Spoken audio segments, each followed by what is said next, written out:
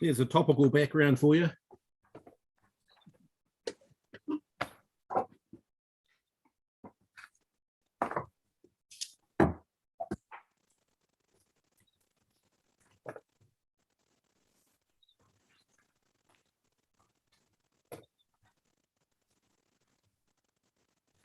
I emailed everybody a copy of the Three Waters report today. If anyone wants a hard copy, can you just send me an email and we'll get one printed off for you and distributed. Thanks, David. 2-minute warning. Murray, you've had a haircut. Nice.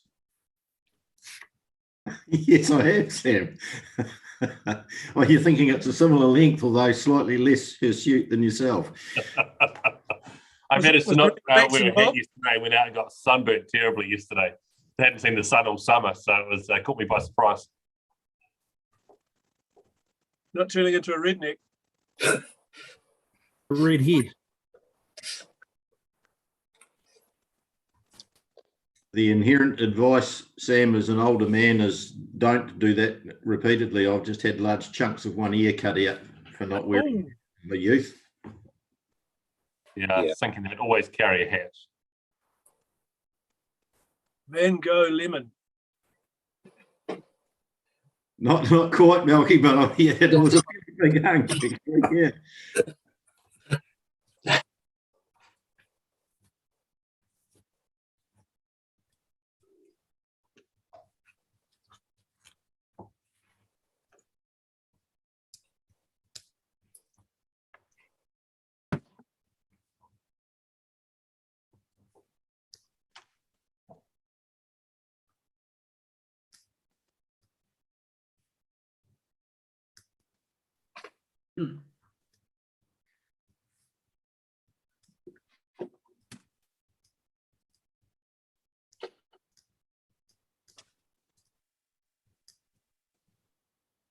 Good afternoon, everybody. Hey, Jenny. Hello, Jenny. Hiya. Councillor Gallagher. Hi. Hi everyone, I've made it to the meeting. There was a problem with my laptop. I've just emailed everyone for the link, but I'm here. I'm just trying to now trade my screen around. It's 1 o'clock, so we'll kick the meeting off. Nā mai ki te hui o Konehira ki wai kirikiri I tēnei rā. Welcome to today's Selwyn District Council meeting for the 9th of March 2022. If you're joining us or watching this later via the live stream, trust you enjoy the riveting meeting that's yet to come. Councillors, here we are gathering together again online. Really looking forward to the time when we'll be back in our chambers, being able to meet together again and see each other face to face. But thank you for your patience and perseverance as we continue to meet via Zoom and at times Teams, and there's a bit of a crossover at the moment with a number of meetings just around IT changes. I'm going to have a crack on Western. I'm going to open with a karakia. It's been an ongoing saga, hasn't it? And Grant, I'll just let you know your microphone's not muted. Whakataka te hau ki te uru, Volumetric composition. Kina ki uta, kia mā tara ki tai, ihi akia nā te atakura, he tio, he huka, he hohu, tihei, mauri ora. In the council affirmation, let us affirm today that we as councillors will work together to serve the citizens of Selwyn District, to always use our gifts of understanding, courage, common sense, wisdom and integrity in all of our discussions, dealings and decisions so that we may solve problems effectively. May we always recognise each other's values and opinions, be fair-minded and ready to listen to each other's point of view. In our dealings with each other, let us always be open to the truth of others and ready to seek agreement, slow to take offence and always prepared to forgive. May we always work to enhance the well-being of Selwyn District and its communities. We will. We will. Well, so the agenda's been circulated. Hopefully everyone's got that with them and diligent or hard copy. And so firstly, welcome. There's no apologies, as we said earlier. I believe everyone is here. Mr. Mayor, Deborah is just having trouble joining. In fact, no, as I just joined. Thank you. Yep. Conflicts of interest that people would like to raise that aren't already caught in the register? None. There's no public forum today. Move to the confirmation of minutes from our previous meeting. Just a mover and seconder for those. I see a Shane and a Mark hand. And any comments on those? I know, Nicole, you had something you'd like to raise just around your absence from the meeting. So in the PX part of those minutes, for it to be noted that Nicole was also absent from that part of the meeting, as she doesn't need to be listed as with a conflict for part of the discussion where the District Plan Hearings Commissioner stepped back. But Nicole, you might want to just let us know any more than that. No, that's exactly right, because had I been at the meeting, I would have been in that list, as well as declaring a conflict and stepping back from the table. So just to make it clear and transparent that I did not participate in that because I was physically not at the meeting. So if that can be recorded, thank you. Thanks, Nicole. So mover and seconder, any other changes that may be recorded as true and accurate, please raise your hands. Anyone against, speak up now. Declare it carried. The next item is my report, and that sits in front of you. I guess the thing I would like to add to this report is the recent decision by the DHB to temporarily close and to support patients to move elsewhere from the Darfield and Ellesmere hospitals. I received a call from the chair of the DHB highlighting that this was a measure that they needed to take to ensure the continuity of care for people that are being served in those hospitals as they juggle the staff issues around COVID. I was very clear with Sir John that this was temporary, that these facilities serve a really vital part in our community, and I know that councillors on this call have raised that issue before. So his comment back to me was that there is no plan to keep this for longer than it needs to be, that people will be moved back into those hospitals once the staffing issues can be dealt with, and that any long-term discussion on those hospitals isn't on his radar at all, and that will be a matter, if it is to be discussed, would be with the new health authority, not with the Canterbury District Health Board as it currently stands. So yeah, that's obviously a key topic of conversation in our community at the moment. I'm happy to take any other questions on the items that are in my report, but it's really just a diary of some of the key matters and meetings that I've had. I'm happy to move that you receive my report. The seconder, Malcolm. Thank you. All those in favour, please raise your hands. Mr. Mayor. Yeah, sorry, Mark. Where and when do we report when we've attended events on your behalf? For example, the opening of a new preschool and things. We used to be able to report those. We no longer have the ability to report those events because some of them are significant in the life of our community. Yeah, Mark, thanks for raising that. Maybe we think about how that could be included in this report so that monthly it's not, it'll note who has attended those types of events so that they're captured as a record of significant markers for our community, if that covers it. So I'll work with Bernie on how that report can be enhanced to include that. Thank you. So sorry, all those in favour that the report be received and anyone against, speak up now. Declare it carried. Thank you. The next matter, Malcolm Johnston is on the call. It's the District Licensing Committee report for January 2022. Malcolm, I'll hand the floor to you. Kia koutou. Good afternoon. Yeah, it's still been very quiet on the alcohol licensing front, so I'll take my report as read and I'm free to answer any questions. Any questions that people have for Malcolm? Succinct report, Malcolm. Thanks for presenting that to us and cheers for the work that you do in our community. Mover and seconder, Jeff, you happy to move? Seconder, Jenny. All those in favour, please raise your hands. Anyone against, speak up now. Declare it carried. Thank you. Good up.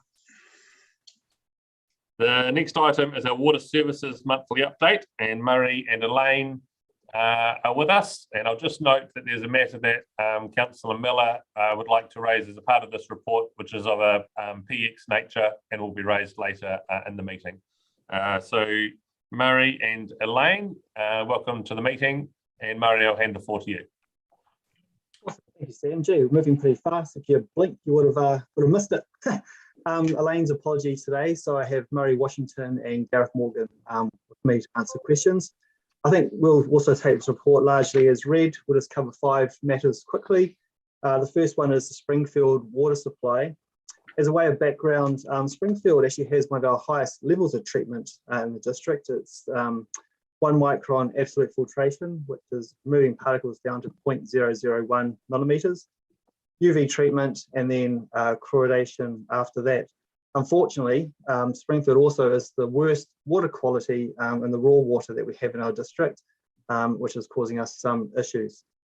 Since May 2021, we have noticed differing water quality parameters in our source water with the coloration, and staff have undertaken an aerial survey of the river catchment and have found a slip which we believe has caused those problems.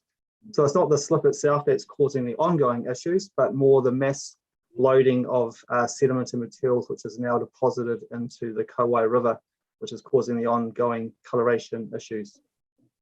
There's a couple of projects underway. New reservoirs being installed as we speak, and that's well underway, I should say, and that's due to be completed in June 2022.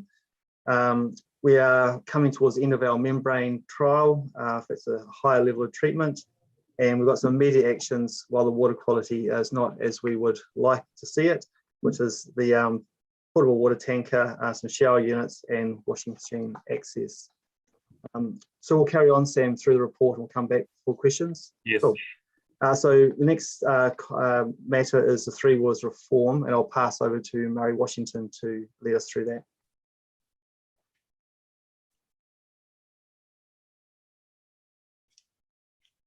Yeah, thanks, Murray.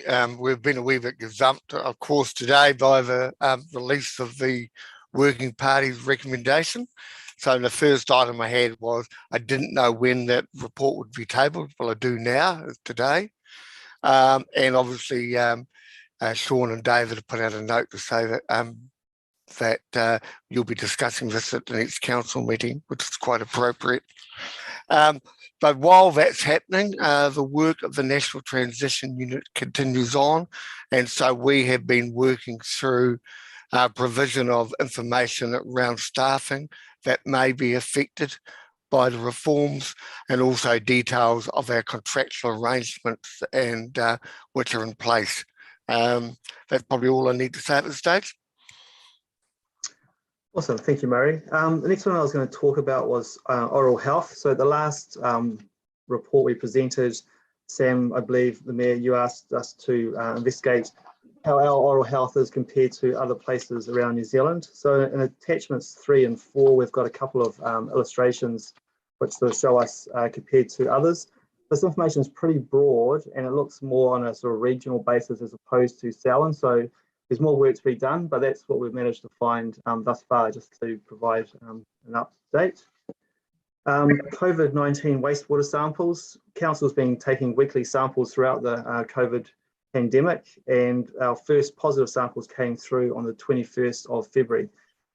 So we all know that around that time it's when the coronavirus really started spreading in our area, but that just shows that the system has also picked it up. I thought it would be a point of interest for councillors. The last matter I was going to talk to was Osborne Strain. Osborne Strain is one of our land drainage schemes down on the boundary of Te Waihora, Lake Ellesmere, and we have a working party looking at improving water quality in that area. One of those projects is to develop a wetland to pre-treat water before being conveyed through to the lake. And this is just to let you know that we've been gifted an easement by a land owner adjoining our drainage system, which is really remarkable and great. And we'll be looking at now constructing that wetland over the next 12 months. So I'll hand it back to you, Sam. Thank you. Great, thank you for that.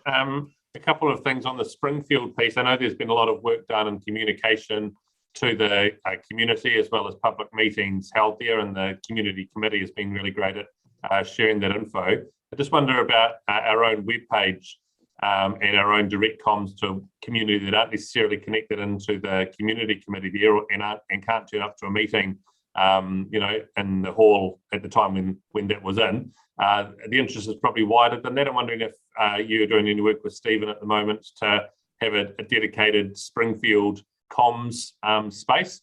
As I had a wee quick search and try to find anything on Springfield Water comes up with a myriad of different pages with nothing all in the one place. So just thinking about how we wrap up all the good work that's been done and back that up with some direct comms. Second thing from me, there's a video of the briefing done this morning on the report that Murray has mentioned. I think the link has been sent out to all councillors direct from the Three Waters Steering Group.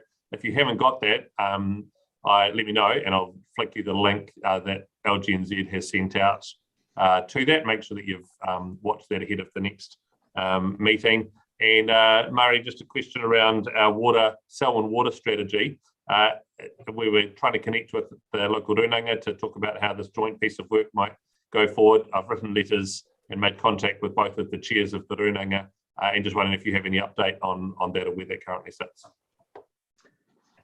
No, that's probably the update there, Sam, I think. So we're just waiting for that feedback from local rūnanga, but we're really keen to get stuck into it once we do.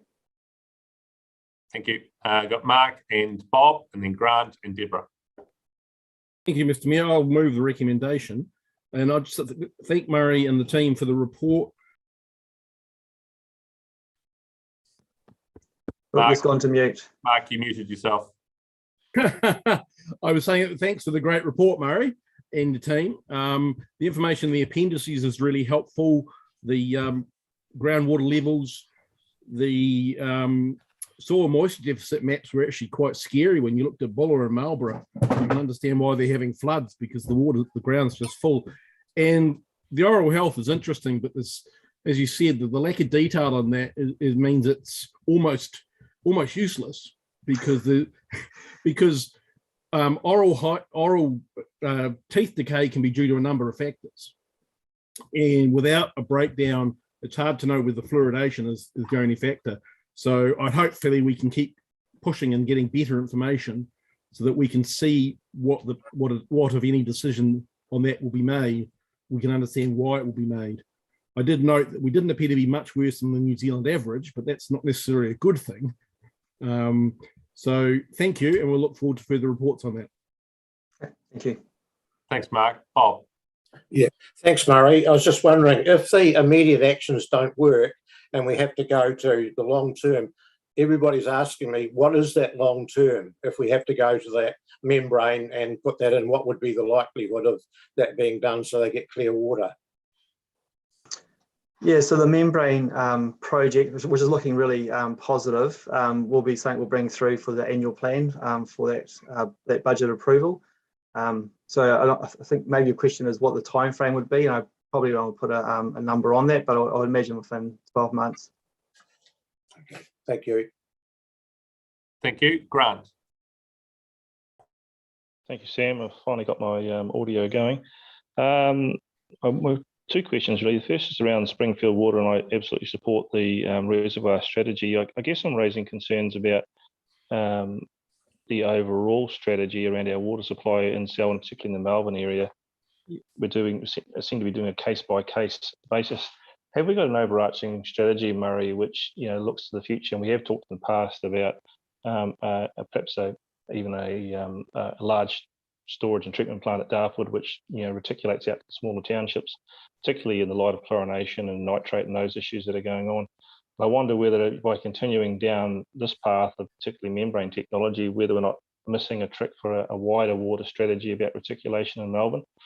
And so that's the first question. The second is about Osborne Strain, and particularly around the wetland construction.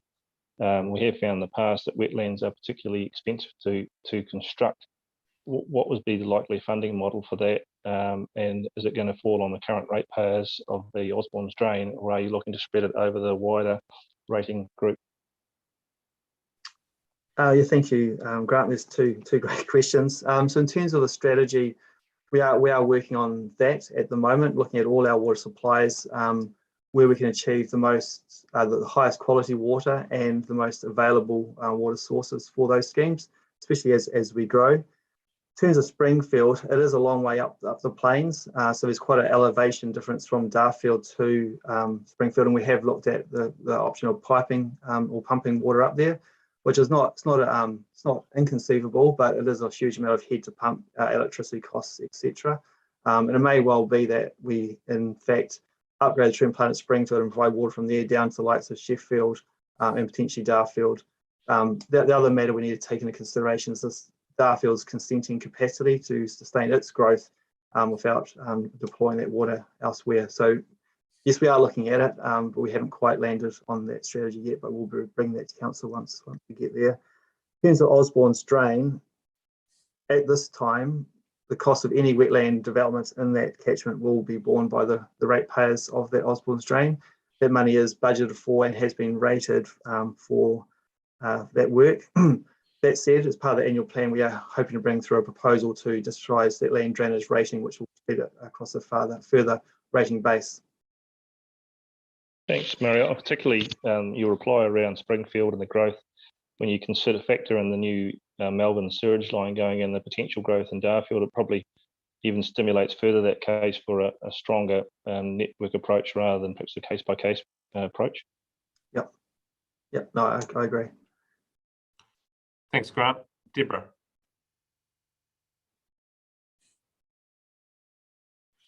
Turn off. Thank you. Just with regards, Murray, to the trade waste discharges, with regards to those uncontrolled discharges that are causing some difficulty, is there an opportunity to actually charge them for any of the damage that they may actually cause? How do we recoup higher operating costs through their uncontrolled discharges? Yeah, good question, Deborah. So we do have trade waste agreements through our trade waste bylaw, and I think of one particular agreement, but a number of those agreements have sort of penalty clauses. So you pay your development contribution for a certain capacity, and then as you use above that, there's a increasing tariff you got to pay to cover those costs. So yes, we do recover costs from those who discharge at a greater rate than what they have paid to do so. Murray, and just quickly, just quickly. Deborah, just on that, there'll be some further questions on that and PX part of this meeting. So we'll get Murray and Murray to stay on the line, and that may answer some of your question further, but happy for you to ask something else. Okay, it just quickly, with regards to the soil moisture maps that have been shown, I just want to highlight to everybody that some of the older generation farmers have already pre-warned us that they have not seen this sort of weather condition for the summertime since at least 1961. So if we get a wet winter, we need to be really planning for the inevitable. I just want to highlight that. Thank you, Deborah. Thanks, Murray and Murray, for the report. And I just note that Robin Raymond out of our comms department has messaged saying, working on it as we speak, which I'm guessing is the Springfield page. He's literally typing into the draft page right now. So we'll see some extra comms for Springfield coming forward. Robin, I don't know if you want to say any more on the meeting, but thanks for messaging that through. We had a mover and seconder, I think, for this report. Malcolm, you moved it. Sorry, Mark, you moved it. Malcolm, if you're happy to second, that's great. All those in favour, please raise your hands. And anyone against, speak up now. Declare it carries. Thank you. Item 10 is artificial turf variations. That's tab 10 or page 29 in today's agenda. And Douglas, I'll hand to you. Thank you, Your Worship. I don't think we've got much more to add to what's in the report for the eye. Vast majority of items just really related to ground conditions or items that we just couldn't have seen or second guess. Very few sort of nice to have items that are there, but happy to take any questions that anyone has. Thank you, Mark, and then Nicole. Thank you. Douglas, when Foster Park was initially developed, some clay was found. Could we have done some core sampling perhaps that might have given this exposure to this potential problem? I mean, I'm not disagreeing with the report. I think we'll end up in essentially the same place as you say in the report, cost-wise as we would have if we'd known in advance.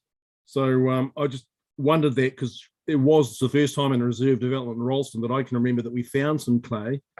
But otherwise, I'm very happy with the report and the variations. The progress that's being made is good. And I'm sure the sports clubs are looking forward to playing on these surfaces. Yep, we could have done some sampling, but I suppose we didn't expect to find an item. So, and I think one of the other problems too is when you're doing sampling, it's a massive site. It's not like it's say 1,000 square meters. So you could sample it, and of course the clay's been found in a bit of a line. So it's unfortunately one of those issues, the clay issue. So it's similar to, I think we found a bit deeper topsoil, which did come down to how the previous stage was laid. That one again just caught us a little bit by how deep it was, but in the end they're reasonably minor items, but they do add up financially, unfortunately. Is this something we're going to have to be aware of when we start developing the large scale park? Yeah, it's even bigger, of course. It'll probably come down to what type of turf or structures we're putting on, because you'll probably find there's more open space and maybe it'll be a more natural finish to it, but we're a long way down the track from understanding that anyway. Thanks, Mark. Nicole? Thanks, Douglas. Can you hear me all right? I'm just on my phone now. Yes, we can. Yeah. Just with page 35, and it's got the Appendix 1 variations to date. So there's 46K for items that should have been included in the design. So those things you would have thought should have been originally in the original budget. Do we know why those were missed off? And the other question I've got, and obviously I've got to declare there's no financial interest I have, but I do have family members who play for both hockey and football. But this would be a question I would ask anyway of any other sport that we were putting up as funding implications. So the additional contingency funds that we're looking at getting are currently not budgeted under the project and will be charged to project and funded from the user charges and the direct district targeted reserve rate. Now, we've got an issue at the moment. We've already given the clubs a figure that they're going to pay. The season's pretty much starting. It's in its beginning stages. So are we going to turn around and then say that they're going to have to increase that charge? There is a potential with the two clubs. Some of the items do impact directly on those sports, but there are other users that we'll be looking to create revenue streams from and charge. But I certainly wouldn't be expecting we would be making changes in this first financial year, because we won't be, there's a wee bit of work to get everything bedded down in this financial year as well. So this year, I think we'd be very happy with the charges that are there. It's most important about these turfs is to get that cyclical funding over a 12 to 15 year life right, so that we have the appropriate money. I'll just get Phil to talk about the gluing system, because I'm sure it's related to the different shock absorber. Thanks, Douglas. That original $46,000, Nicole, should have been included in the initial 4.213 million. It should have been approved when we went to council for sign-off originally, but we missed that off the figures, so it was actually a miss by our staff. So that's our fault, really. No, it's all right. I mean, I'm just really conscious of what we're putting on the clubs. I mean, fees are getting collected, I know, for football at the moment and those sorts of things. So that is my main concern of what's, where this money is going to be coming from, is where is it actually going to be coming from? Thanks, Nicole. So, thank you. Deborah. Hi, look, just following on from Nicole, this is a capital project, and I understood that capital projects could be funded by DCs. So I'd like to understand, why isn't the development contributions being collected for these capital projects, why is it coming across as being a targeted rate across the district? I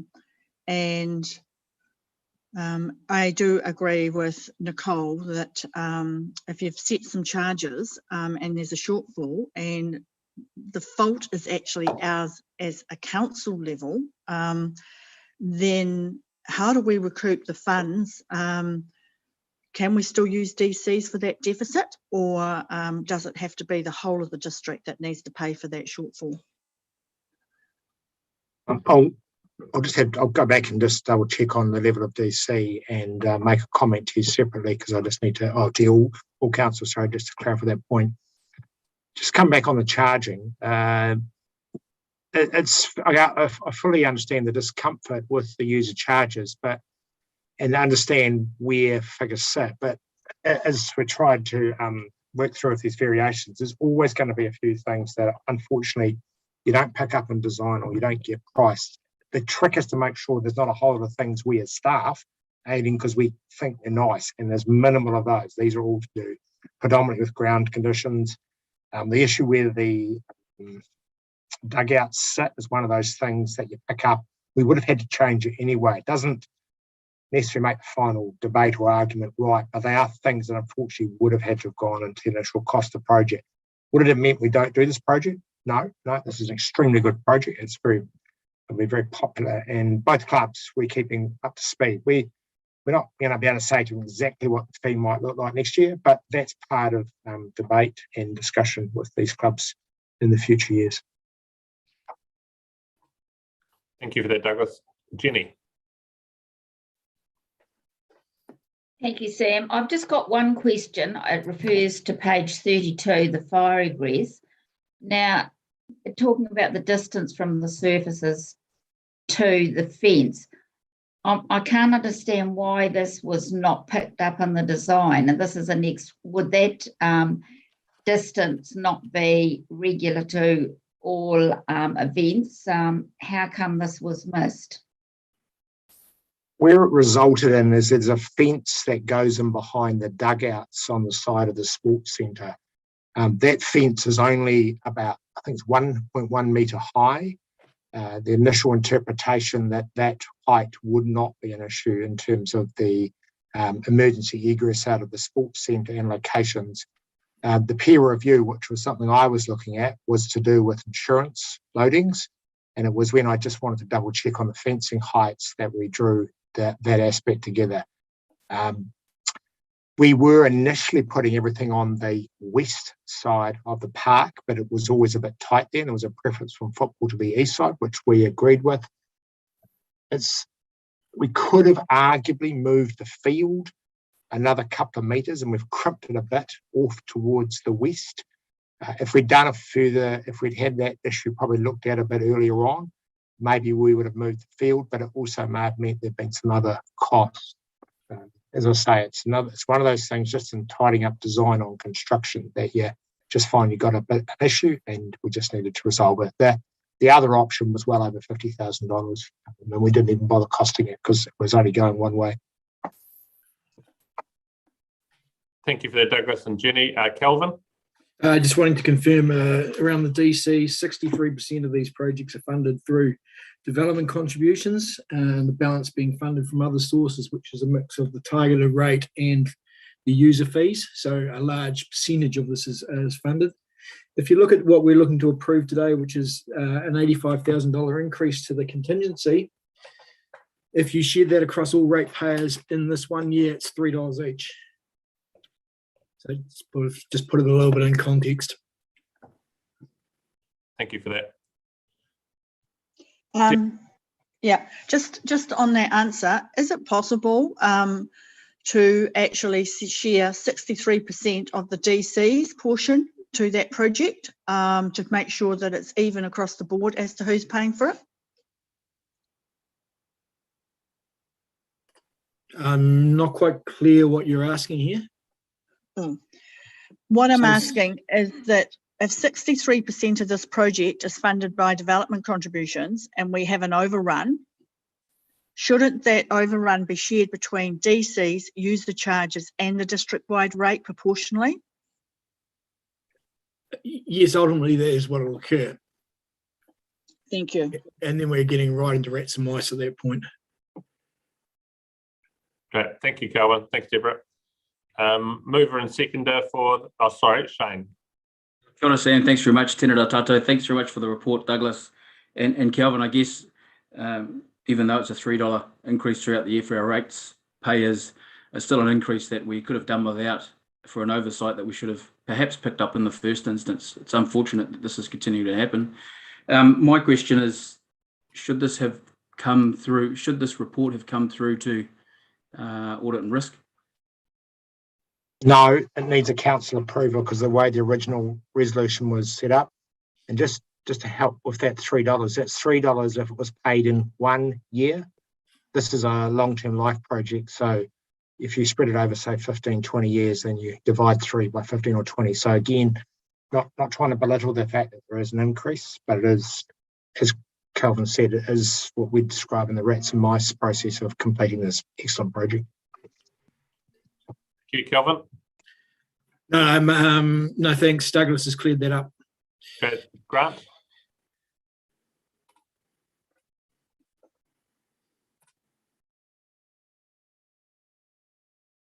Grant, you're on mute still if you are talking.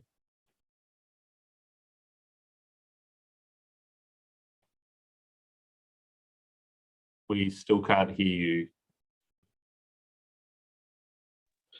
Grant, sorry, Sam. Oh, sorry, you're there now. Yep. Yeah, it's I'm operating on my phone and it's extremely difficult, and I'm going to throw it through the wall in a minute. No, it's a bit too little too late. My understanding was that using that model, that 53,000 of the 85,000 will be funded by DC, so it's only 32,000 that's going to come from the community centre charges, and so it's, as I say, it's in the rats and mice category. And let's move on. I think that's the answer. Great, thank you. Mover and seconded, then we move on. Grant, you move. Second. Yeah. Sophie, thank you. All those in favour, please raise your hands. Anyone against, speak up now. Declare it carries. Thank you. The next item on the agenda is stock water race closures. And there's been some updates to today's recommendations since the agenda has gone out, and I'll get Daniel to talk through how that's looking. Also, just want to say thank you to Councillor Mugford and Hassan for the work that they've done in getting the report to the stage. Daniel. Thank you, Sam. Kia ora koutou. Just checking you can all hear me. So this report presents the hearing panel's recommendation following the hearing conducted to consider proposed water race closures. The hearing panel was selected by Council on 13th of October 2021, and the hearing was held on 3rd of December 2021. This hearing was to hear and consider submissions and objections to Council received during the public notification period in August last year.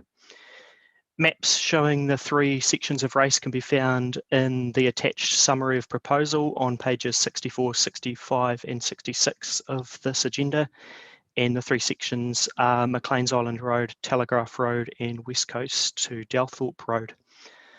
I also present today a supplementary report to Council where we have received some late correspondence from the Isaac Conservation and Wildlife Trust's barrister Alanya Lima, and this is regarding closure number 1, Maclean's Island. The letter requests that copies of recommendations and decisions in respect to water race closure applications in the past 5 years with less than 100% support from affected parties, and that Council defer its decision in relation to this proposed closure. Ms Lima has not specified a proposed deferral date, but I anticipate that she will make further submissions on behalf of Isaac Conservation and Wildlife Trust once Council has responded to this Lagoima request. Ms Lima points out that there's no prejudice to any party in deferring the decision, and effectively the status quo remains, and so the water race will remain flowing. In light of this, and in the interest of ensuring all affected parties have reasonable opportunity to be heard, I recommend that Council review and consider the attached correspondence regarding the proposal to close Maclean's Island race and defer its decision in relation to the proposed closure until Council has heard and considered further submissions. To avoid any doubt, this does not affect recommendations 2 and 3 of my report dated 28th of February, and it is open to council to approve the recommended closures for these 2 sections of Stockwater Race. Thank you. Thanks, Daniel. So you just for that clarity, so we can approve 1, 2, and 3. So we're not confirming 1, should I say, because we're not endorsing all the recommendations. So we're just recommending 2 and 3. Is that? Here we go. So, councillors, hopefully you can see on the screen, Daniel, if you can just talk us through that, because the recommendation for that 1 water race isn't actually going to be part of this resolution as you're proposing that. Yeah, correct. Yeah, and so that's part of it. So recommendation 1 will be put to the side. Recommendations 2 and 3 can still be approved by council, and 4 and 5 are as discussed. Thank you. I'll get Deborah and Bob to say anything they'd like to in support of this report. Oh, I've got a problem. You can hear you, Deborah. I hope you can hear me. I've just locked out. In fairness, given that this correspondence was received very, very late after the agenda had gone out, it is only fair that that this be deferred, because it's not fair to put extra information or a new recommendation in front of councillors at this late stage in the proceedings. Also, for a fair and equitable hearing, it's important that this discovery be shared with all parties involved in the process, and they be able to come back and make comment on this particular request. This is an interesting process, given that we are Selwyn District Councillors making a decision within the area of Christchurch City Council.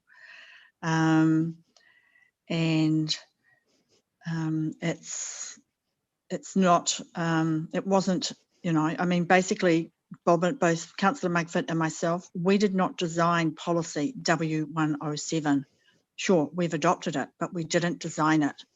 And when we actually heard it, we heard it in conjunction with legal advice, because we just wanted to make sure that we actually ticked all the boxes with regards to any recommendation that we would have come to and made. So I just want to highlight that process. Thanks, Deborah. So you're supportive of the recommendation as Daniel's articulated today, and I'll just ask Bob if he wants to share his views too. Bob, I can't hear you, Bob. You're muted.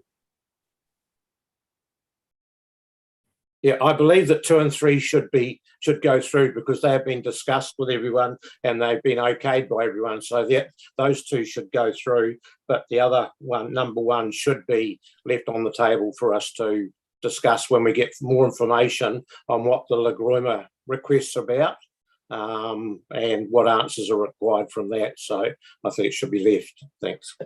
Thanks, Bob. And I think the recommendation is that it remain open anyway, so there's actually no change. Yeah. We approved it. Thank you. Mark, and then Murray and Grant. Thank you. I support the effective outcome that the race in question remains open in the interim. However, I think the process we need to think about, I think we actually need a new hearing. This hearing has concluded. The panel has closed the hearing. They've made a recommendation. Any further decision, in my view, will need a new panel and a new consideration, because all those who submitted on the previous proposal need an equal opportunity. In fact, all those affected by this potential closure need an equal opportunity to come back to council a second time. So I would suggest, if not in this recommendation, these recommendations, but at a subsequent time, we need a new hearing on this section of race. It could be the same councillors who sit on the panel, but a new hearing be held about the closure of this piece of race to give everybody an equal and fair chance to be heard a second time, not just those who feel they didn't get to go the first time round, but everybody who may be affected by this closure. it is unusual that it's within the Christchurch City boundaries, but they are the beneficiaries of our water race system. And we could, I don't know whether we could, it's probably a question, could we have either a member of the relevant Christchurch City Community Board or the ward councillor assisting the panel, because it's their ratepayers that are affected. But I think, as I say, I support what's in front of us, but I think when we come to reconsider this, it needs to be a new hearing, not a recommencement of a hearing that's already closed. Thank you. Thanks, Mark. Murray? Yeah, I actually absolutely agree with Mark there. I think it does need to be seen as a complete new process again once we've got the gist of this challenge coming through. Would also support investigating whether someone from the Christchurch Council system can be part of that as well, because what we've got is I guess a hangover from when the Water Race Committee was rescinded, where we did have representation on that committee of Christchurch City Councillor, board member, and so it will aid us in that, I'm sure, going forward. There are a number of anomalies there that I think we need to get our heads around as well. So I think we need to reinvestigate this particular race closure in more depth with the information that we now have. And you know, one of the crucial things there, looking in the report, is that we didn't meet our threshold of 80%. Yeah. There are a number of things here. I won't go into it because obviously it's going to be reinvestigated. So yeah, just adding that process in the motion that's currently before us. Yep. Thanks, Murray. Grant, and Mark, your hand's still up, by the way, and then Deborah. Sam, just a procedural issue. I wasn't able to get audio at the start of the meeting. I will not be speaking or voting on the Melbourne closure due to potential conflict of interest. Sorry, kind of missed that. You won't be receiving or voting on this. It's conflict you're raising. Speaking or voting on the Melbourne closures due to potential conflict of interest. Okay, cool. Thanks, Grant, for clarity. Okay, yeah. Deborah? Yeah.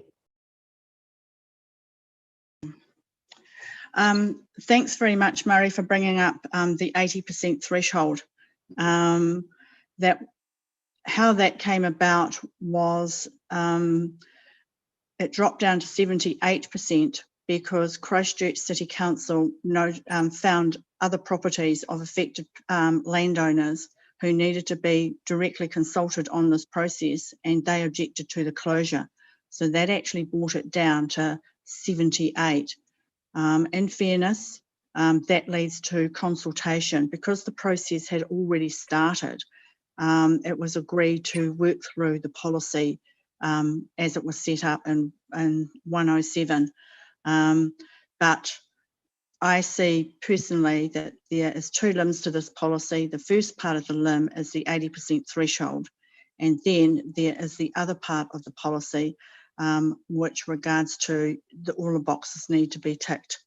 And we can only make a decision on the information that we hear on the day and the information that we request as further information that is brought forth at the hearing. I don't know what the cost of this hearing is so far to date, but I think it's important that Christchurch City Council actually be made aware of these costs that are mounting due to the process that's been undertaken. Christchurch have a different rating system than us when it comes to water races. Within the Christchurch City, their water race, we bill them a water race rate, and that is shared across all of their ratepayers as like we have district-wide rating. Whereas in Selwyn, we have the public good rate of $45, and then we have those within the water race area that benefit paying as well. Okay, Deborah, that's good. We're jumping into some detail. No, we don't need to. No.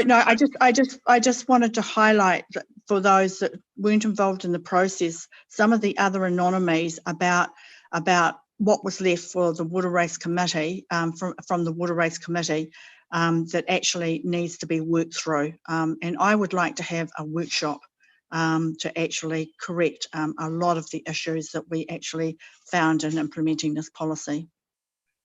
Thank you. I'll just check with David and Daniel around how we go about the procedure of hearing whatever this extra information is. I think that Bob and Deborah have done a great job to date, and I don't think that them continuing in in a new space with a new hearing, I don't have a problem with that. But if they wanted to do that role, otherwise, if they see themselves as already made their mind up, then happy for other people to be appointed there. But I think, as has been raised, to be fair to the process and everyone else, there needs to be a new hearing where this gets considered. So, David and Daniel, what's your suggestions around, does that need to be part of this resolution, or that will just, we need to review the information first and then we'll determine the way forward rather than commit ourselves today? So, Mr. Mayor, can I ask staff to put the recommendations up, because the answer is, as you have just stated, that the outcomes to 4 and 5 will initiate the process to review the hearings panel, etc. So we're okay to proceed as proposed by removing 1, 2, 3, and the new 4 and 5.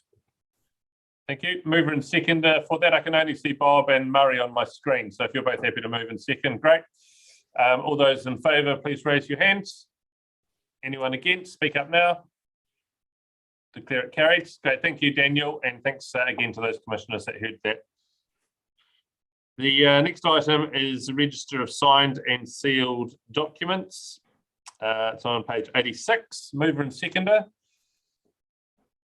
Jeff and Jenny. All those, any questions on those? All those in favour, please raise your hand. Sam, I've got a question. Yes. 2 questions. Deed of licence for Holorada Hall. Is this taken into account the potential future uses of the Holorada Hall and its new ownership? And we haven't locked ourselves into a position where there might be a tenant in that building that may need to be extricated. And the second question is, I see there's a number of licence changes for Upper Selwyn Huts. Are we, well, I think we've asked this question before, I just want confirmation. Are we giving all these new owners adequate information as to the future of Selwyn Huts and potential around the sewage system? Because it does, I want these people to be absolutely aware when they move into these, or get these new licence changes, that there is some risk to taking on these houses. Douglas, I'll get you to answer that if you're online. The first is a license to, it's a shop that's run out of the hall in Holorada. So the extent of that is the use of space to run a shop that Carol Gurney runs. But Douglas will have more info on that and can share the paper. I don't think there's any conflict around the future use of the hall. She has been aware and involved in the discussions up there to date. Bob, yeah. So Douglas doesn't appear to be online with the second question. David, can you answer or follow up on that, please, for the rest of us and Grant? Yeah, I'll certainly follow up. I think the other supplementary question, Grant, is to expect that the legal advisors of those purchases are also making sure they've got the right information. I will check with our staff and come back to councillors. Yeah, I think there was talk of it being mentioned on the LIM, or getting some more in-depth information, because it clearly is, there must be some sort of level of risk involved in this change of ownership. Maybe, David, you could circulate the LIM to us all so we can just see what's on there. Thank you. It's been moved and seconded then. All those in favour, please say aye or raise your hands. Great. Anyone against? Speak up now. Declare it carried. That brings us to the end of the public portion of this meeting. Mr. Mayor. Yes. Before we move into public excluded, does the resolution actually need to be updated? Because as you indicated earlier in the meeting, there's a second item that needs to be discussed in public excluded that's not actually listed in the resolution at present. So does that actually need to be updated? Yeah, and it can be updated once the conversation's had as regards to a matter that would have been raised in the Water Services report, but due to the nature of the question that a council has raised with me, I believe that it's a public excluded matter, hence holding it over for a public excluded discussion. Thanks, Mark, for raising that. So thank you for joining us today. Any members of the public watching this, it's been great to have you with us. Kiki te anō. And if we could have a mover and seconder that we move into public excluded, please. Nicole and Malcolm. All those in favour, please raise your hands. Anyone against? Declare it carried. And I'll just wait for the stream